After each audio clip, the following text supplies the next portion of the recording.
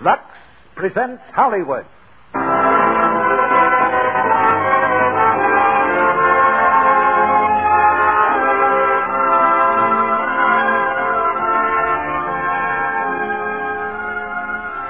The Lux Radio Theater brings you Mickey Rooney, Beulah Bondi, and Virginia Weidler in Young Tom Edison.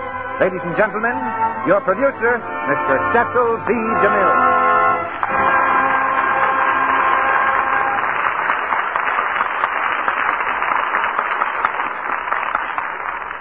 Greetings from Hollywood, ladies and gentlemen. Perhaps we should have wrapped it up in fancy paper and tied a red ribbon around it and called it our Christmas present to you. It's something a good many of you asked for, and I'm sure all of you want. Mickey Rooney and young Tom Edison. And tonight we're giving it to you with our best wishes for a very Merry Christmas. Have you ever thought how much we depend on Mr. Edison here in the Lux Radio Theater? For one thing, he developed the first microphone and motion picture projector and was one of the first to make pictures talk. Then, too, he's responsible for the bulb which is lighting your living room right now. So if it hadn't been for Edison, well, we'd just have to call the whole thing off. Our play, however, which was adapted from the Metro-Goldwyn-Mayer screen success, is not a scientific report. It's an exciting tale of the adventures of a small-town boy with a pack of original ideas that keep him in hot water. As a boy, Thomas Edison was a kind of Andy Hardy. That makes the casting obvious. The arrow points directly to Mickey Rooney, who comes to us this week from the set of his latest Metro-Goldwyn-Mayer picture, Men of Boys Town. And with Mickey tonight, we have Beulah Bondi and Virginia Weidler. In his later years, Edison gained the gratitude and admiration of the whole world for the things he'd done to make everybody's life easier and more enjoyable. And today, behind the scenes everywhere, scientists are working to make life easier still.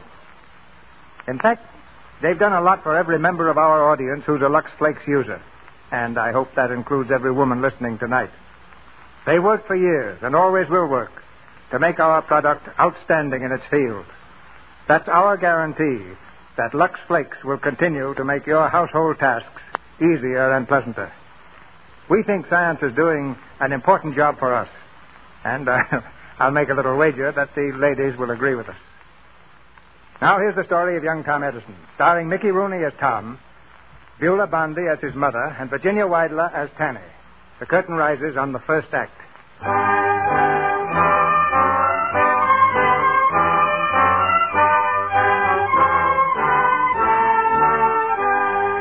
This is a story of triumph, the triumph of a typical American boy who was blessed with three gifts: courage, imagination, and faith. His name might have been John Jones or Bill Smith, but it happened to be Tom Edison. When Tom was 15, the cellar of his father's house in Port Huron, Michigan, bore evidence of great things to come. For this was Tom's laboratory. An old workbench supported a homemade telegraph, and the battered desk was filled with chemical bottles, all of them impressively labeled poison. On the wall hung a length of rope, which ran up through the cellar door and connected with his sister Tanny's bedroom window on the second floor. This was Tom's latest invention, an automatic window closer. Tom? Oh, Tom? What do you want, Tanny? Tom, there's a rope on my window. I know it. I put it there last night. What's it for, Tom? It's an invention, a window closer. I pull the rope down here in the cellar, and your window closes automatically. Saves you from getting cold in the morning. Oh, Tom, that's wonderful. Will it work? Sure, it'll work. You want to see it? Yeah, try it. All right, now watch. It's early in the morning, and you call down and tell me you're awake and ask me to close the window. I go over here to the rope and pull it hard, and the window closes. Tom, you broke the window. Yeah, something must have gone wrong. I'll be right up. Tanny, why can't you be more careful? You might have killed somebody slamming a window like that. Tanny didn't do it, Pop. I did. You were down in the cellar. I did it just the same. I pulled a string down there, and it closes the window up there. I must have pulled it too hard. I suppose it never occurred to you that the broken glass might have hit someone, cut them badly. No, sir, it didn't. No, it didn't. Come on to breakfast, and take your hands out of your pockets. Yes, sir. I'm sorry, Pop. I haven't got enough on my shoulders without paying for broken windows. Any other father'd warm your pants, am I right? Well, Don't interrupt. Sam, don't. I'm sure he's sorry. After all, it was an accident. Accident. It's always an accident. Now, Sam. All right, children, you'd better hurry or you'll be late for school. Goodbye, Penny. Bye, Mom. Bye, Father. Come on, Tom. Yeah. Goodbye, Mom. Goodbye, Pop. I'll Watch be out over. for that milk. Oh, Tom. oh I guess I knocked it over. I guess you did. Oh, I'm sorry. I'll clean it up, Mom. You just sit No, down there. Tom, I'll do it. No, Mom, please. Tom, I the can... coffee. Now what have you done? I didn't see it, Pop. It was right on the edge of the table. Go to school. Go to school before you pull the whole house down. I'm sorry, Pop. Go ahead, Tom. Go ahead. Goodbye. Goodbye, Pop. That boy's a real problem, Nancy. Every time you wake up with a cramp, Sam Edison, you take it out on Tom. I haven't got a cramp, and you pamper him too much. Well, he's a little different from the others. Yes, that's what I'm worried about. He has that Yankee trait of tinkering with useless things. Like the window upstairs. Like that telegraph wire of his that old man Dingle hurt his leg on. If you remember, that cost us $11. Just wasted. You're inclined to be too easy with him, Nancy. If you're not careful, he'll be no good to himself or anybody else. Well, maybe you're right, Sam. You're wiser than I am. Now, Nancy, when you agree with me so easily, it makes me think I'm wrong. No, truly, Sam. I'll handle the boy just as you say. After all, you're his father. Nancy, you're a faker. Yes, maybe I am.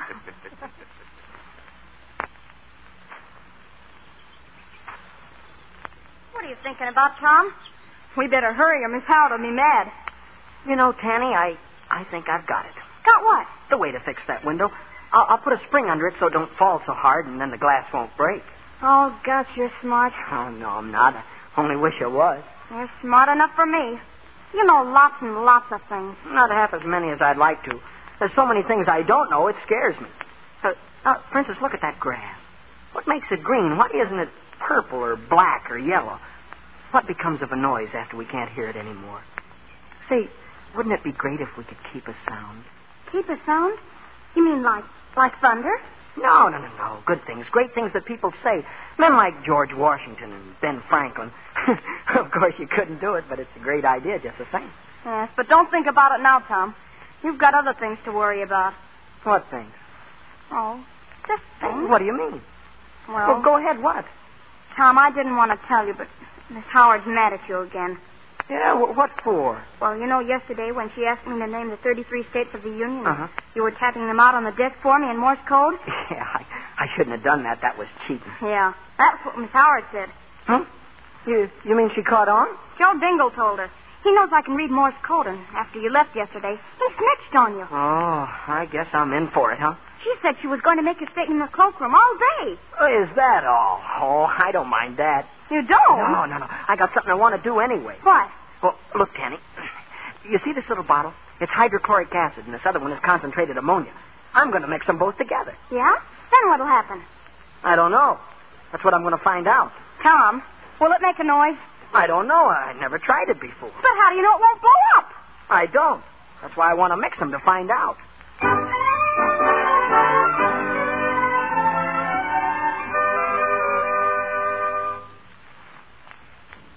Hydrochloric acid.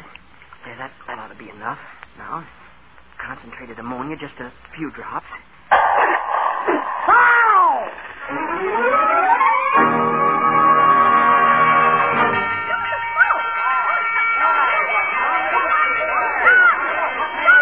It's all right, everybody.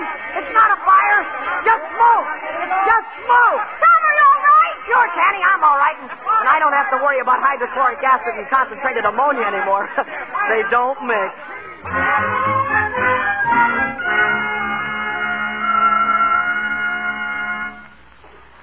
Come in, Miss Howard. Mom, it's Miss Howard, the teacher. Good evening, Mrs. Edison. Good evening. Evening, Miss Howard. Evening. I don't like to disturb you at supper, but I wanted to see you before it got dark. Of course. It isn't safe for a single girl to go walking around tonight. Sit down, Miss Howard. Thank you. Is Tom at home? Yes, he's in his room. Then I can speak freely. I'm sorry to be the bearer of unpleasant news, but I suppose you've already heard what happened at school today. Yes, I did. We had a long talk about it, Tom and I, out in the barn. I can assure you it won't happen again. Mr. Edison, I don't believe whipping will help much. I might as well tell you, the school board has refused to accept any responsibility for the further education of your son. You mean he's not to go to school? Just that, Mr. Edison.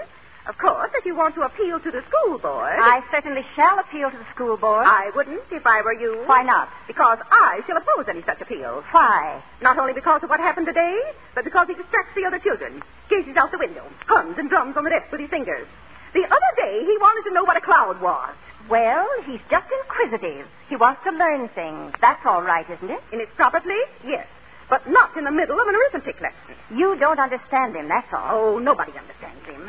Mr. Edison, I don't wish to be unkind, but I suggest that you take the boy to Detroit to see a doctor. There's no question in my mind but that he's addled, sadly addled. How dare you? You're the one that's addled. Now, hold on, Nancy. Compose yourself, please, Mrs. Edison. There's nothing the matter with my Tom that a good teacher can't fix. I taught school in Canada, and I know. You haven't the patience nor the understanding to be a teacher. Well, I never. Tom's a good boy and just as smart as any boy in school. Never did a stupid thing in his life. You're the one that's stupid. Me? Yes, you. Now, Nancy, you'd better go, Miss Howard, before something happens. With pleasure, I assure you. You're just a silly old maid, and you don't have to worry about walking around in the dark. Nobody's going to bother you. Oh. Sam, I'm surprised you didn't defend your son. Didn't seem necessary, Nancy. You were doing a pretty good job. Saying that Tom is addled, that's perfectly ridiculous. She's not the only one, Nancy. The whole town's saying it. Everybody thinks there's something wrong with the boy, especially after today. Oh, Sam, I wish they understood Tom as I do. He's different from other boys. He's looking for causes, not effects. I think he found both today. Where are you going? I'm going to take him something. Now, Nancy, don't pamper him. He has to eat, Sam.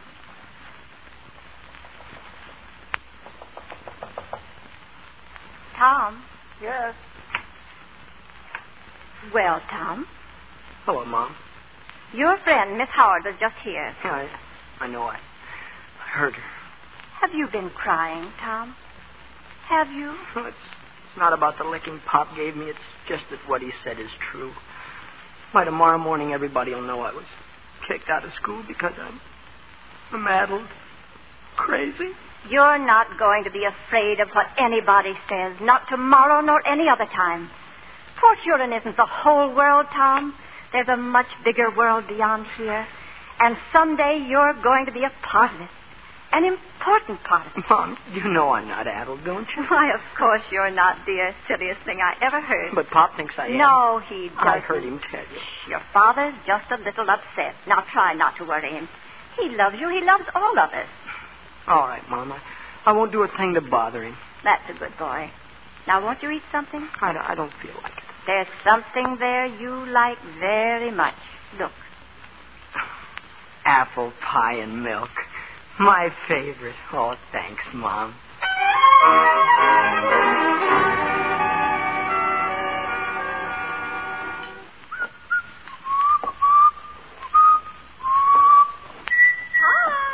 Yes, ma'am. What are you doing down in the cellar on such a nice day? Oh, just fixing up my chemical bottles. Oh, well, be careful of your Sunday clothes. I will.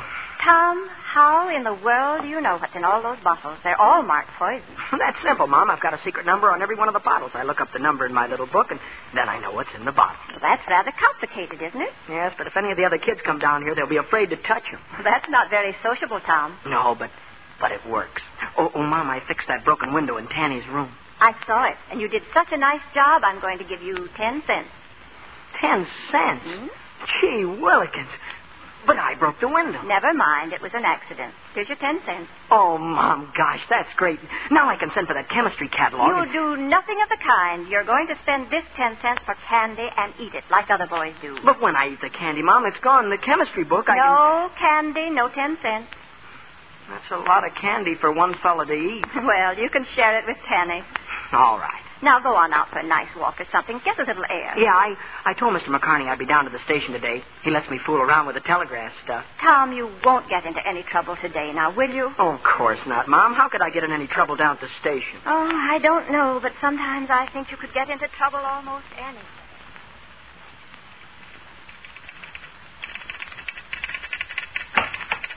Hello, Mr. McCartney. Well, hello, Tom. Hello, Tanny. Hello. Busy, Mr. McCartney? No, not much doing on Sunday. Sit down. Thanks. It's It's nice of you to let us come in here, Mr. McCartney. All the other kids are jealous. Well, seems to me, Tom, I owe you a lot more than I'll ever be able to repay. Oh, now. You mean about the time Tom saved your little boy from being run over by the train, Mr. McCartney? I mean just that, Tanny. Danny, stop it. That's all over. Gosh, But you were so brave. Wasn't he, Mr. McCartney? Danny, keep quiet. Now, that's enough. All right, Tom. But you were brave. Mr. McCartney, will you have a piece of maple sugar? No, thanks. Oh, it's all right. I got a lot more in my pocket. Mr. Inchpin gave me a dozen for a dime. Well, don't mind if I do, then. Here you are. Thank you, Tom. Good. Can we look at your telegraph? Wait till number 7 goes by, Tom. That's her coming in now. Tom, look at all the wires. Why do they need wires to telegraph, Tom? Why don't they send messages through the rails? You can't. Rails are grounded. What does that mean? They're short-circuited. Oh, gosh, you're smart. Could you be a telegraph operator, Tom? Like Mr. McCartney? I don't know. I guess so if I kept on practicing. Would you like to be a telegraph operator? Well, sure I would. Only, gosh, there's so many things I'd like to do. Sometimes I'm afraid I'll never get around to all of them. Let's go and watch number 7 come in, huh? All right. You know what I'm going to do someday? I'm going to build a telegraph from my cellar up to your room. You are? Then we can talk back and forth, and nobody will know what we're saying. Secret messages, huh? Like spies. No, like telegraph stations. You'll have your secret call letters, and so will I, and nobody will know what they are. What are my secret call letters? Oh, here. Wait till I get this rock here, and I'll tap it out for you. Now, listen. Dash. Dot dash. That's TA. Mm-hmm. That's your secret call, TA. Gosh, I've got a telegraph call. I feel like a railroad station. Let's go up and look at the engine, huh? Hey, son, you there. Tom, that man on the train's calling you. Hey, Yes, sir. You calling me? what's got in that bag, son? Maple sugar? Fine. You want to sell me a piece? Well, yes, sir. For a nickel. All right, hand it up here. Here you are, sir. There's your nickel. How much did this piece cost you, son? A penny. Well, that's a nice little profit. Yes, sir. Hey, Sonny, you got any more? Sure I have. Well, bring it in the train. There's a lot of hungry people here. I'll be right there. Danny, I'm going to get on the train. You wait here, huh? Tom, remember what Mom said. Don't get in any trouble now. Oh, don't worry. I'll be right back.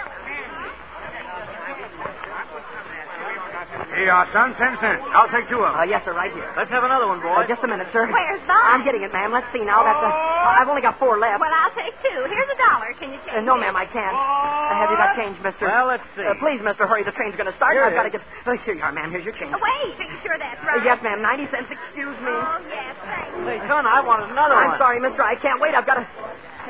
Hey, let me off. Let me off the train. Stop the train. Come back here. Where do you think you're going? Conductor, I've got to get off. Stop the train. Oh, you're too late, son. We're on our way. Oh, please let me go. I've got to get home. Mister, please, my sister. No. Don't try to jump now. You're on this train. You're going to stay. You can telegraph your sister from Detroit. Detroit? Danny! Tell Mom I won't be home for supper!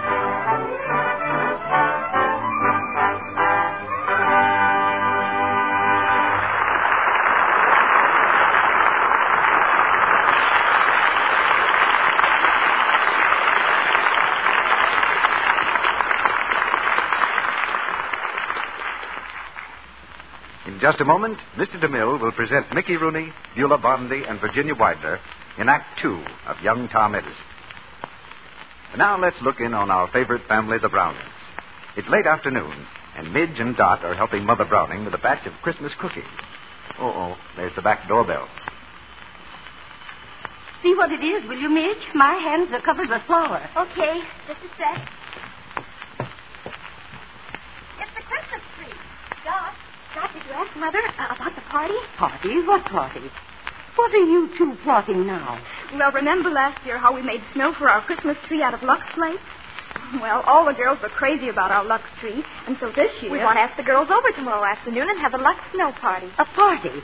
So that's why you wanted to make an extra batch of cookies. Well, I think a party would be fun. Oh, Mother, you're a darling. Let's see now. You'll need a big bowl. And an egg beater. And some Lux. And a little lukewarm water. That's all you need to make this lovely, real-looking snow for your tree. Yes, you can make Christmas snow out of those same gentle white Lux flakes that you use for washing all your pretty things. It's such an inexpensive decoration, so easy to make, and it lasts right through the holiday season. Now, here's how you make this Lux snow. Take a large-sized box of Lux flakes and empty the flakes into a big bowl or dishpan. pour in 2 cups of lukewarm water. Just 2 cups. Then take an egg beater and beat this mixture until it gets soft and fluffy, just like whipped cream. Spread handfuls of this Lux snow on the branches of your Christmas tree. If you want more glitter, sprinkle on some of that shiny artificial snow that you buy in the store while the Lux snow is still moist. Snow-covered branches make novel and inexpensive table decorations, too. And a little of the Lux snow on your Christmas wreath makes them extra Christmassy and festive. The children love to help with this Christmas snow. Now remember, use 2 cups of lukewarm water to each big box of Lux Flakes. Now, our producer, Mr. DeMille. Act 2 of Young Tom Edison, starring Mickey Rooney as Tom, Beulah Bondi as his mother, and Virginia Weidler as Tanny.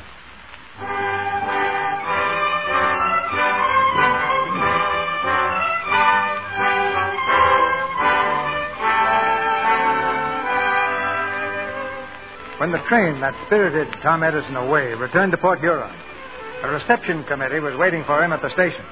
His sister Tanny, his mother, and Mr. Edison looking very grim. But the boy who climbed down from the train that night was so changed that his family hardly knew him. On his cap was a sign, reading candy for sale. On his arm, a basket piled high with sweetmeats and newspapers. And on his face, a broad, self-conscious grin. Well, oh gosh, can't somebody say something? Here, Tanny, I brought this doll for you. Thank you. And Mom, here's a little bouquet of flowers. Tom. And Pop, Pop, here, have a cigar. Just what is the meaning of this? Well, I'm in business. In business. Sam, it's very late. Suppose we talk about this when we get home. Come along, Tanny.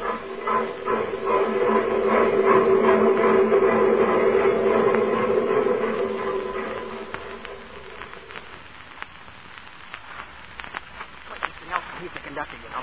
He fixed it up with the railroad, and I bought the basket of merchandise on credit. Mr. Nelson lent me the cap, and I painted the sign myself.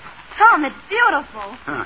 Sam, don't you think it's all right? I mean, well, it might help out, you know, Tom making a little money. And, Tom, you really think you can make money out of this, don't you? Well, no, not an awful lot. Not at first, anyway. But after a while, you can, sure. Huh? Yes, sure. You see, I was thinking that maybe I could get permission to put men on other trains. Who knows, maybe someday I'll have a lot of people working for me. People like to buy things on trains. Don't you think so, Father? Perhaps. But I hope you don't think you've talked yourself out of a licking. Oh, gee willikers. You've got to be punished for climbing on that train and going away. But that's not fair. I didn't mean to do it. Don't, Tom. Not tonight, anyway, Samuel. Run along, children. I want to talk to your father. Good night, Mom. Night. Good night. Sam, he only wants to help out. The son of Sam Edison, a peddler. Well, if it keeps him busy till he goes back to school. He can't go back to school. They won't take him. I think they will, Sam. Something tells me there'll come a time when they'll understand him the way we do. We? Yes, Sam. When people find out he's not just a silly boy, but he's almost a man. And that deep down inside of him there's something very real, something very wonderful, struggling for expression. Nancy, you don't really think that, do you? I know it, Sam. I'm as sure as can be. I'm not as tolerant as I ought to be, I suppose. Father and son should be closer to each other. Know one another better. Why don't you have a talk with Tom? I think I will, one of these days.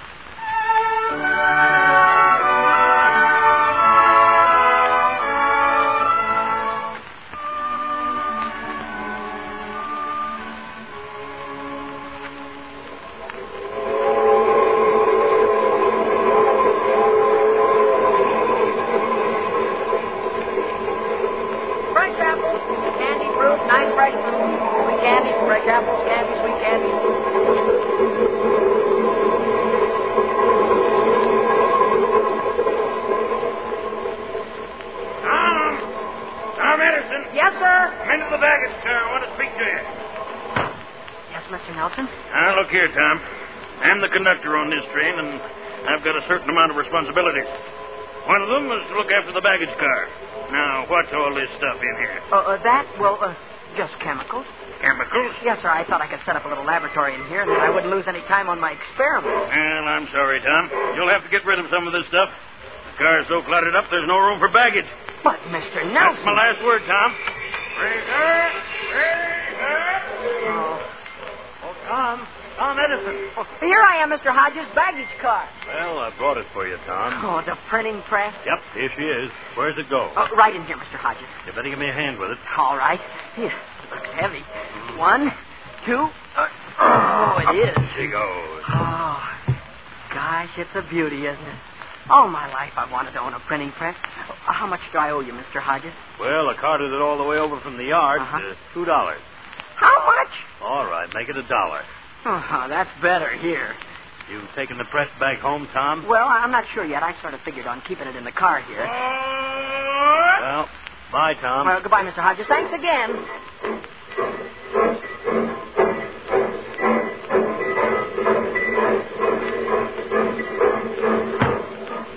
Hey, baggage, come on and Fraser, Tom. Oh, just one piece, Mr. Nelson. Here. Have a corncob pipe, Mr. Nelson? Huh? Go ahead, take it. Well, thank you, Tom. Thank you. I was thinking about getting a new one. Hey, what's that thing over there? That's a printing press. Printing press? Who's it going to? Nobody. It belongs to me. Oh, you're taking it home. Light up your pipe, Mr. Nelson. See how it draws. It's a good one, you know. Costs 10 cents. You won't have much time to use the printing press, Tom. You're not home enough.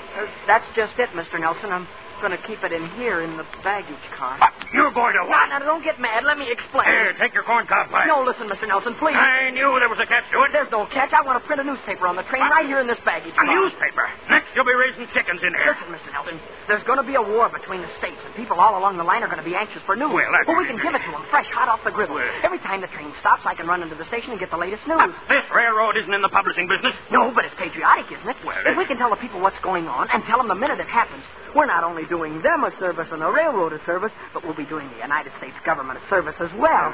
Don't you see that? Well, yes, I do. But suppose the division superintendent finds out. Oh, he'll thank us. He'll think we're loyal, patriotic Americans. And that's what we are, aren't we? You bet we are. But remember, this is the last thing you're going to bring in this baggage car. Understand? Oh, yes, sir. Here, Mr. Nelson, have another pipe.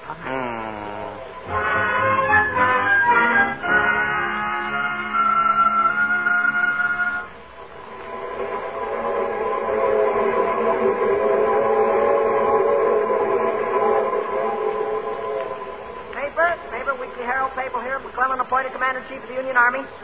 Good morning, Captain Brackett. Good morning, Tom. Paper Captain, you got a new Commander-in-Chief, you know. Yes, so I understand. And a good choice, too. Yes, sir. Captain, I've been thinking... Boy, a stick of licorice, please. Oh, yes, ma'am. Right here. Thank you. Thank you, ma'am. Oh, Captain, I was wondering... Yes? Do you suppose the Army would be interested in a new explosive? An explosive? Oh, they've got lots of explosives, Tom. Oh, but this one's better than anything they've got. Is that so? What's the name of it? Well, I call it the Tom Edison High Powerful All Explosive #1. Oh, something you made yourself. Yes, sir. You shouldn't play with explosives, Tom. They're very dangerous. Oh, what's a little thing like danger when you're doing it for your country? This is a wonderful explosive, Captain. You want to see it? I've got it right here in my pocket. Well, let's have a look at it. Here. In this little bottle, see? Well. What's it made of? Well, there's some sulfuric acid in it, and there's some nitric acid. And let me see. Some glycerin. What was that again? Sulfuric acid, nitric acid, and glycerin. Yes, sir. Tom, that's nitroglycerin. Nitroglycerin? Oh, God. Stand still now. No, don't move, Tom. Don't move. Here, what's going on? That boy has a bottle of nitroglycerin. Nitroglycerin? Here, Mr. Nelson, you take it. No, not me. You stay where you are. Don't get excited, friends. There'll be no danger if we're careful. Tom Edison, are you crazy? Oh, I didn't know, Mr. Nelson. I didn't know. Just you wait, young man. You'll have to stop the train, Mr. Nelson. If he drops that bottle, it'll blow us all high in the kite. Mr. Nelson, stop the train. Now, you stand back. Don't you come near me. I'll pull the emergency cord. No, don't do that. We'll stop too suddenly. You get to the engineer and tell him to slow down gradually. All right. Don't you move one step, Tom Edison. No, just keep perfectly still, Tom. Captain Brackett, I'm nervous. I'm shaking. Well, Stop it! Stop it! Don't you think you better hold this? Well, it doesn't make much difference who holds it. It's who drops it. And I'd rather it wasn't me. But if I could only... Stand still. Stand still. All right, I will, sir. Oh, it's falling down. Somebody open that window. Open the window. I'll do it. Oh, Captain, we're on a breeze. We're under a river. We'll all drown. No, we won't. Now, listen, Tom. Yes. You walk over to that window, slowly now, and throw that bottle into the river. Yes, sir. Now, wait. Throw it gently, and away from the bridge, downstream. You understand? Yes, sir, I do. All right, stand back, everybody. Oh. Now, go ahead, Tom. Throw it. All right. 1, 2, 3. Oh, it's all right, sir. It went into the river. Oh, dear. Oh, it's all right, lady. Everything's all right now. Oh, guys, I guess it floated into a rock.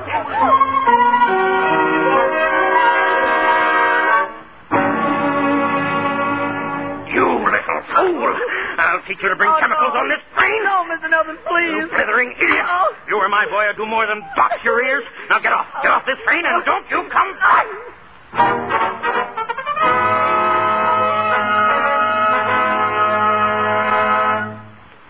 What do you suppose is the matter, Doctor?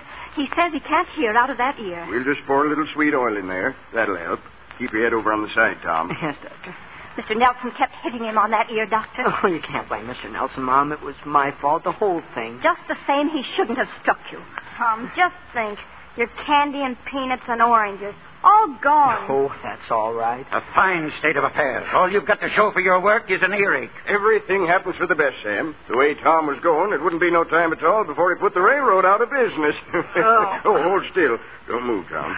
Does it hurt, Tom? What? Does it hurt? Your ear. Oh, a little. Do you think it'll affect his hearing, Doctor? I can't say. Not until the swelling goes down. Sometimes there's nothing like a good box on the ear to sharpen a boy's senses. Eh, Sam? Well, I'll be running along. I'll see you to the door. Oh, by the way, how's that pain in your side, Mrs. Edison? Been bothering you lately? Not a great deal, Doctor. I think it's getting better. Tom. Oh, yes, sir. There's one thing I shall insist upon from now on. What's that, sir? You're to get rid of those chemicals. Throw them away or dispose of them any way you like. But you're never to bring them in the house again. But why, Father? Why? Because I say so, that's why. Oh, that's a fine reason. All right, I'll give you another reason then, since you don't like that one. Because you're not competent to handle such things. You're too irresponsible and... And addled? Is that what you mean? Yes, Tom. I'm afraid that's what I mean. And from now on, there'll be no more experiments. You understand? You understand? Yes, sir. Yes, sir.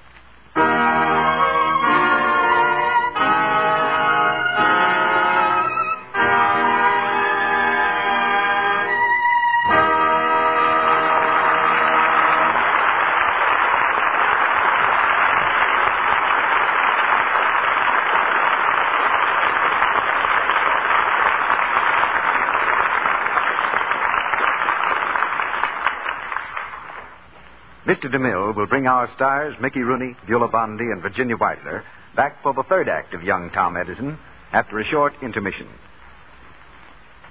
Have you ever stopped to think how often old proverbs contradict each other? For instance, too many cooks spoil the broth, yet many hands make light labor. Well, when it comes to preparing that swell Christmas dinner you'll be eating on Wednesday, I imagine most mothers would vote for proverb number 2. Mothers appreciate helping hands at Christmas time, hands that help in a lot of ways, like washing the dishes after dinner. Speaking of dishwashing, here's a cheerful thought. Helping hands needn't ever fear they'll become dishpan hands. There's wonderful new Quick Lux to save you from that. I've told you about the dramatic one-hand tests made by hundreds of women in a laboratory under conditions similar to home dishwashing. The tests were absolutely impartial. Each woman put one hand in Lux suds, her other hand in suds from a different soap, for exactly the same time, 20 minutes, 3 times a day, for weeks. All told, 5 popular soaps were tested. At the end of the tests, the Lux hands still looked soft and smooth, while the other hands were red, rough, unattractive. Lux proved kinder to hands than any of the other soaps tested. Now, there's a very simple way you can prove this for yourself. Just change from harsh soaps to new Quick Lux for your dishes. You wouldn't wash your face with a harsh laundry soap for even one day. So why expose your hands to such a soap in your dishpan? It's foolish, because new Quick Lux is not only gentle, it's thrifty and it's fast. Get the economical big box and use it for dishes every day.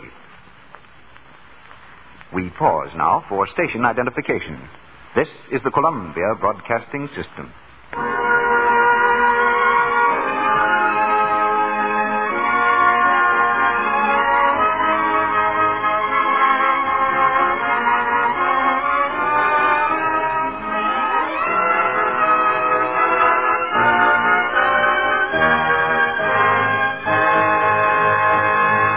The curtain rises on the third act of Young Tom Edison.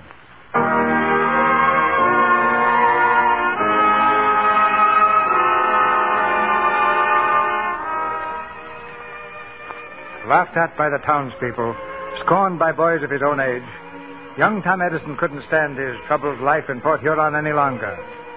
So late one night, he left a note where his mother would find it in the morning. It's no use, Mom. I'm a failure in this town. So I'm going away to Detroit and start all over. Love, Tom. P.S. I love you better than anybody else in the world. Please say goodbye to Father and kiss Tanny for me. An hour later found Tom in the telegraph office at the railroad station.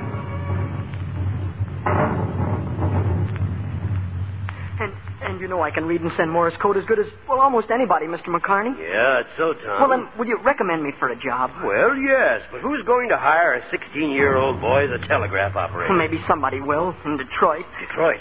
Are you figuring on leaving home? That's just what I'm doing. Does your mother know it?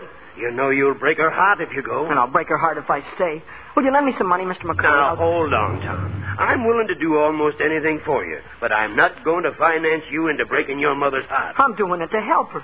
I've got to get away from this town. Now, look, Tom, why don't you just go as far as Fraser? Have a talk with your brother, Bill. Maybe he can straighten this out. Bill doesn't know anything about it. He'd just make me come back. Mr. McCartney, won't you just lend me enough to get to Detroit? I'll pay No, you. Tom, I won't. All right. That's number 9 coming. I'll ride on the engine with Mr. Miller. Don't be a fool, Tom. A fool. That's what you think of me, just like all the rest of them. Well, I'm going and you're not going to stop me. No, I won't stop you, Tom. But I won't help you either. What was that? It sounded like Tanny. No, Tom. Tanny, what are you doing out at this time of night? I found your note, Tom. Tom, you gotta come back. Mama's sick, Tom. What's the matter with her? I don't know, but she's awful sick. Pop left early tonight to go to Fraser. He hasn't back yet. Dr. Pender says we gotta get him and Bill. Right away, Tom. Well, Father's probably on his way home now. I'll go to Fraser and get Bill. No, you go to the house and stay with Mom. You can help. I'll get Bill. You can't ride on the train alone. You're too little. But Mom needs you. Please, Tom. All right, but be careful. Come back on number 7 and bring Bill. I will. Hurry, Tom, hurry.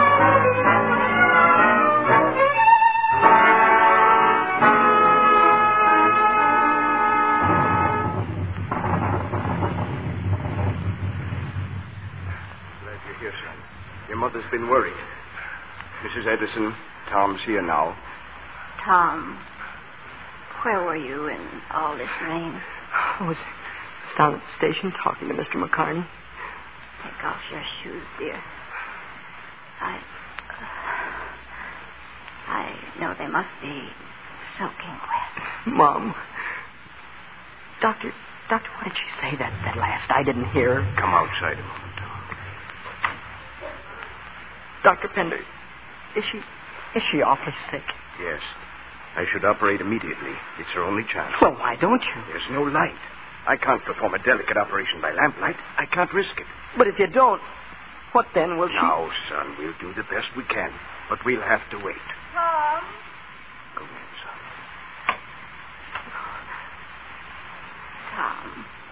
Tom. Mom, can I do anything? You can help the doctor.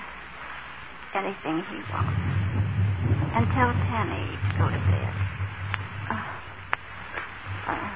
You're the head of the house now till your father comes home. All right. Mom? Yes, dear. Mom, I was going to run away tonight. Yes, dear. I wrote you a little note. I know, dear. Tom, whenever you're hurt, write a long letter saying exactly what's on your mind. Then read it and tear it up. I was mad at Father. I understand, dear. After all, when a man is hurt, he has to get angry with someone.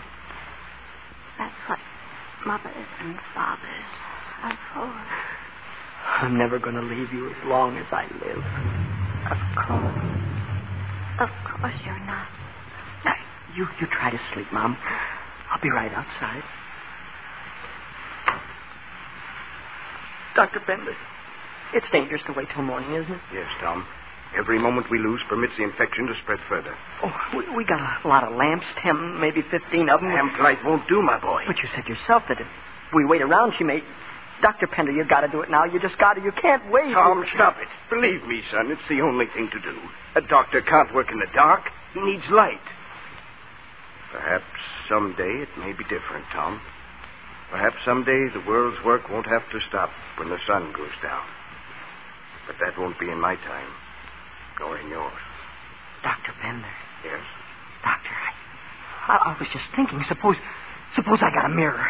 A big mirror. That'd help, wouldn't it? Mirror? What good would that be? Well, don't you see? A mirror reflects light and magnifies it. We could set it up in the dining room and put all the lamps in front of it. And don't be ridiculous. But, Dr. Pender... What's the matter with you? There's nothing the matter with me. I'm trying to save my mother's life. You need light to operate, and I can make it for you. Have you got a mirror in the house?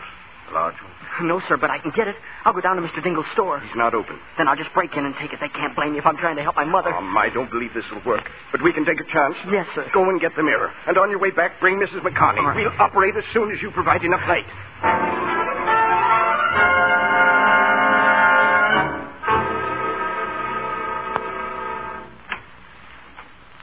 Doctor, is it over? Did you operate? Yes, Tom, we did. Well, is she... Oh, tell me. You'll know very soon now, Tom. But I'm pretty sure that she'll be all right.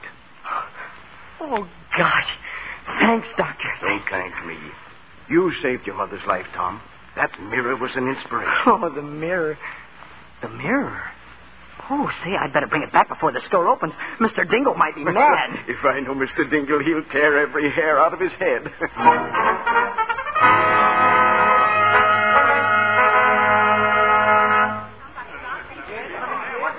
Burglars, thieves! I've been robbed. They broke in that door right there, see? What did they steal, Mr. Dingle? What they steal, just a special looking glass imported from New York. I'd like to get my hands on him, that's all. Oh, excuse me. Oh, Mr. Dingle.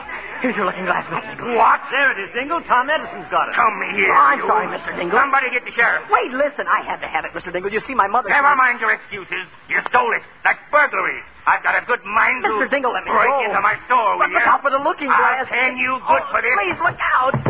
Oh, now look what you did. You broke it. Oh, I couldn't help it. You shot I'll teach you to destroy people's property. Oh. Break into my store, steal my looking glass, and then break it right in front of all eyes. I'll teach you all right. I'll take it, You let go of the toy, do you hear? Now listen, Mr. Edison. Let him go and I'll break. Now wait, Mr. Edison. Hold on. He broke into my store, stole a looking glass, and smashed it. What? Is that true, Tom? Yes, Pop. I had to because... That's Mom enough. Go on home. I'll attend to you when I get there. But, Pop, if you'll only listen to You me... heard me. Go home. Yes, sir. I don't think it's right. Hey, what's that about? Something must have happened. I don't see any smoke. Can't be a fire. There's Ed Hodges running up from the station. Hey, Ed! What's the matter, Ed? The bridge is out. What did he say? What's that, Ed? The bridge is out. The storm last night gave way 10 minutes ago. You mean the railroad bridge? That's right. The whole trestle's gone to the gully 10 miles up the line. Number 7's due to pass there any minute. Number 7? Why, that's the train Fanny is on. Number 7. Tom, come back here. Pop, I've got to go down to the station. Tom. Hold on. No, we've got to do it. Come on, then march right down. We've got number 7.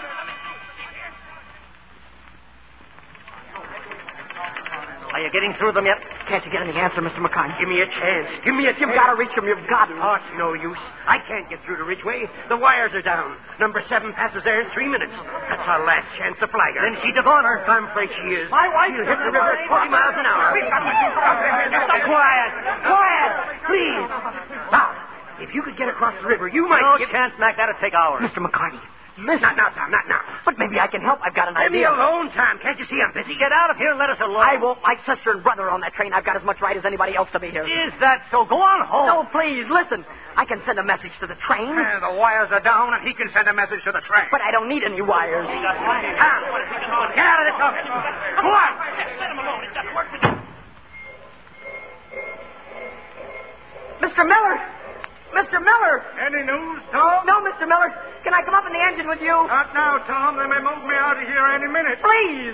Now, Tom, listen, get off this engine. Mr. Miller, I can stop number 7 if you'll only let me. Well, go ahead and stop it. Only get off of here. But please, listen. I can send a message with that whistle. With what? With your engine whistle. Watch. Take your hand off that cord. I can send Morse code. Listen. Morse code? Say, what's that you're saying now? I'm spelling out danger. They might hear it on number 7 and stop the train. Who's blowing that whistle? I am, Mr. McCartney. That might work. That's what I've been trying to tell you. How can it work? It's code. Who's going to read it? Tanny's on the train, my sister. She's only a little girl. But she understands code. You know she does, Mr. McCartney. Yeah, she does. I suppose she's sitting in the train just She'll waiting hear it. for you to- She's got her own call letters, CA. Please, Mr. McCartney, let me try it. All right, we got to do something. Miller, get your engine moving. Run down as close as you can to that bridge in a hurry. Tom, you keep on that whistle. I can't leave my seat. Go ahead, and good luck. Thanks, Mr. McCartney. All right, Tom, we're pretty close to the bridge. They ought to be able to hear us from here. I'm ready. All right. T, A, G, A, D, A, N, G, E, R. Oh, Tanny. Please listen. T, A, G, A.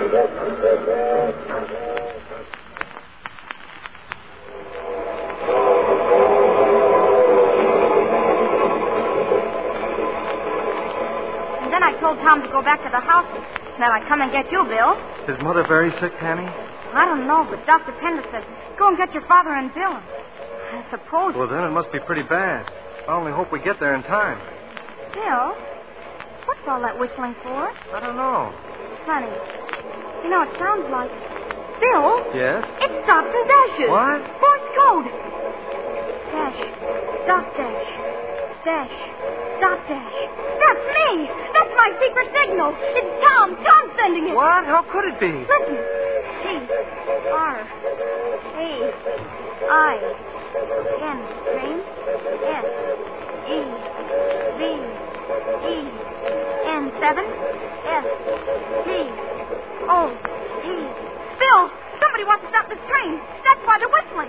Mr. Nelson. Mr. Nelson, come here. What's the matter, Tammy? Mr. Nelson, you hear that whistle? Of course I hear it. You think I'm deaf? Somebody's trying to stop this train. Listen. 7. S. T. O. P. D. A. N. G. E. R. What is she talking about, Mr. Nelson? She's an Edison. They're all little tets, you know. Her This brother is train Tom. number 7. Stop. Danger. Be quiet, Tanny. No, listen. B. R. I. D. G. E. Bridge. I. S. Is. O. U. T. They're trying to tell us the bridge is out. Bridge is out. Just Mr. Nelson. Do something, Mr. Nelson. Stop it. Do something. Hold on, everybody. Hold on. I'm going to pull the emergency cord. Hurry! Hurry!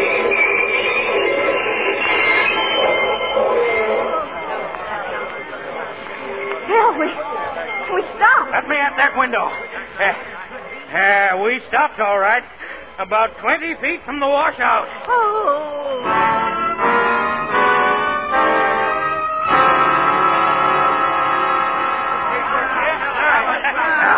Good work, Miller. Good work. It wasn't me. It was Tom Edison. What, Tom? Look, Tom, the whole town's here to meet us. Tom, you're a hero. I didn't do it. Tanny stopped the train. I only blew the whistle. Never mind, my boy. There's glory enough for both of you. Now, what do you think of my brother, Mr. Nelson? Finest lad I know. I said it before, and I'll say it again. Finest lad I know. Tom.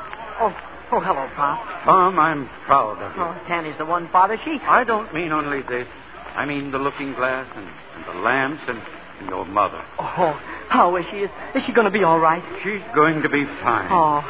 Why didn't you tell me about the looking glass? You wouldn't let me.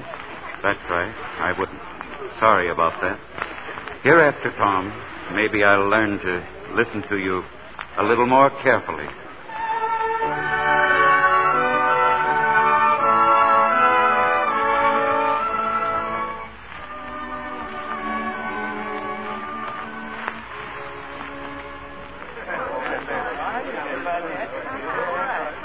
Ladies and gentlemen, as you all know, we're all down here at the station to say goodbye to young Tom Edison, wish him well in his new job as telegraph operator.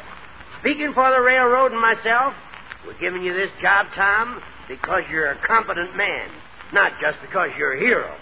Mr. McCarney, I don't care why you're giving it to me. I'm glad to get it. You're a real telegraph operator, my boy, and you're going to be a credit to the Grand Trunk Railroad and to me. Are you ready, son? Yes, sir. Oh, Mr. Edison, meet Mr. Jackson, superintendent of the line. Excuse me, Ken. Mr. Jackson, this is Tom Edison's father. Oh, how do you do, sir? Oh, goodbye, Pop. We're leaving. Goodbye, son. Goodbye, Tanny. Goodbye, Tom. And Mom. Goodbye, Mom. You know, I'm going to miss you terribly. Goodbye, Tom. God bless you. And Tom, you mustn't forget this. A little package for you. What is it, Mom? Apple pie and milk. Apple pie and milk. My favorite. Oh, Mom, thanks. Goodbye. Oh, goodbye, Mom. Goodbye, Mom.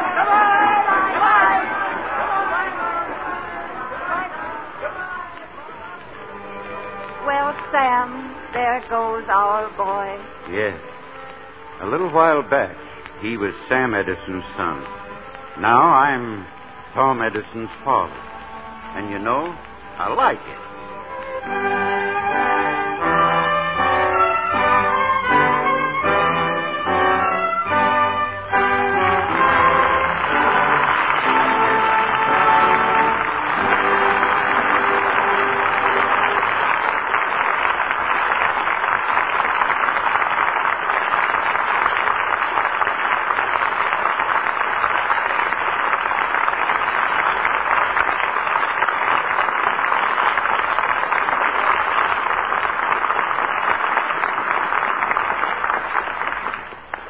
In a moment, Mr. DeMille brings Mickey Rooney back for a curtain call. And now, since we've reached the night before Christmas, I've asked Lou Silvers to play for you an old Welsh Christmas tune which I've always liked.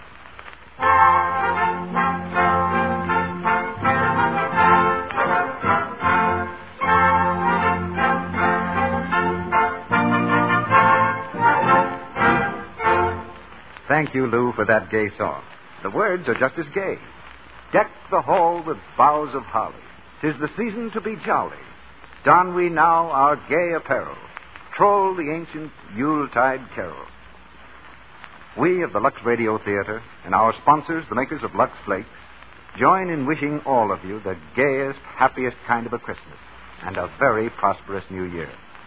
You have made 1940 a good year for Lux Flakes, and we know that means Lux Flakes have proved helpful to you.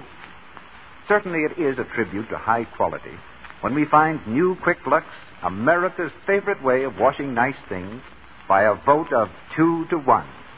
And that's what our coast-to-coast survey shows. Yes, from San Francisco to New York, from Boston to New Orleans, twice as many women use new Quick Lux for stockings, underthings, nice dresses, and so on, as use any other flakes, chips, or beads. It's new Quick Lux Flakes, 2-1. You like it for its speed, thrift, safety. It will always bring you these qualities. Always give you the quick, thrifty, gentle care that keeps everything safe in water lovely longer. You'll find it ideal for so many things. Stockings, underthings, dresses, sweaters, blouses, gloves, in fact, everything safe in water. Remember, new Quick Lux comes in the same familiar package, and it costs you no more. Now, here's Mr. DeMille with our star. Two kinds of magic brought us this play tonight. Engineering magic of the kind that Edison invented, and the acting magic of Mickey Rooney. And here's Mickey now for a curtain call. Thank you, Mr. DeMille. I was pretty scared, when they gave me this assignment in the picture. A genius like Thomas Edison is nobody for a kid like me to fool around with. For our money, Mickey, we're just about right. It got so that every time I turned on the light or put a swing record on the phonograph, I'd get the shivers. I couldn't push a button without it turning out to be something he had invented. You certainly seem to have regained your courage. Yes, sir. I finally remembered about the alarm clock, and that did it. I've heard of it, Mickey. How did it work? Well, it was a dilly, and I figured that anyone who could think that one up was a regular fellow. He'd get up early and run down to his workshop in the cellar. And there he had a lever fixed up with a complicated bunch of ropes and pulleys that ran all over the house. And that connected with another lever in his sister's room. And the whole thing finished up with a string being tied on her toe so she'd be sure and wake up. Sounds like a sound deduction, Mickey. He must have been a regular fellow. Mr. DeMille, what's going to go on here next week? We'll ring out the old year next Monday night, Mickey, with a new universal hit, recently released, A Little Bit of Heaven. And you'll hear the same star who appears on the screen, Gloria Jean. And with her, we'll have C. Aubrey Smith, Helen Parrish, and Frank Albertson. It's the story of a little girl who becomes a famous radio singer, but keeps her head while the rest of her family goes wild. We have an all-star cast and the 12-year-old singing star, Gloria Jean, in the leading role. Gloria Jean, C. Aubrey Smith, Helen Parrish, and Frank Albertson. How can you miss with a show like that, Mr. DeMille? Well, may I say now, so long and a Merry Christmas to everyone. Good night, Peggy. Good night, and same to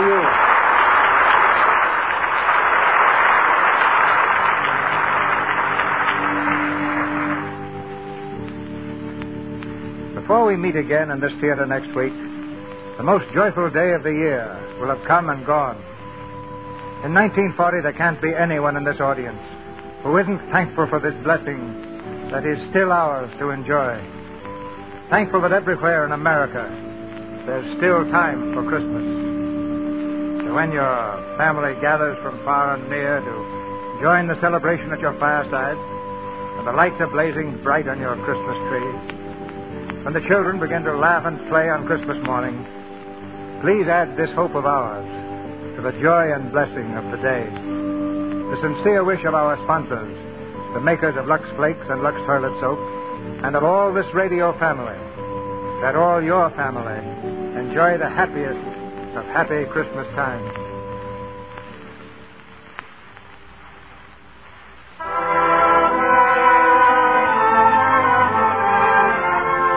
Our sponsors join me in inviting you to be with us again next Monday night when the Lux Radio Theater presents Gloria Jean, C. Aubrey Smith, Helen Parrish, and Frank Albertson in A Little Bit of Heaven. This is Cecil B. DeMille saying good night to you from Hollywood.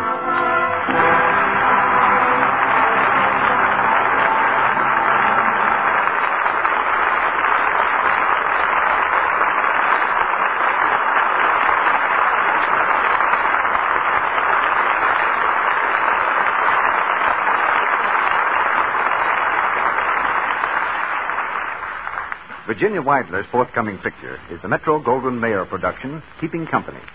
Beulah Bondi is now working in the Columbia picture, Penny Serenade, with Cary Grant and Irene Dunn. Heard in tonight's play were Griff Barnett as Mr. Edison, Lou Merrill as Mr. Nelson, Earl Ross as Mr. McCarney, Warren Ash as Captain Brackett, Arthur Q. Bryan as Hodges, Stanley Farrar as Dr. Pender, Noreen Gamil as Miss Howard, Jack Lewis as Miller, Clarence Strait as Bill, Charles Seal as Dingle, and Celeste Rush and Philip Steele. Our music is directed by Louis Silvers, and your announcer has been Melville Ruick. This is the Columbia Broadcasting System.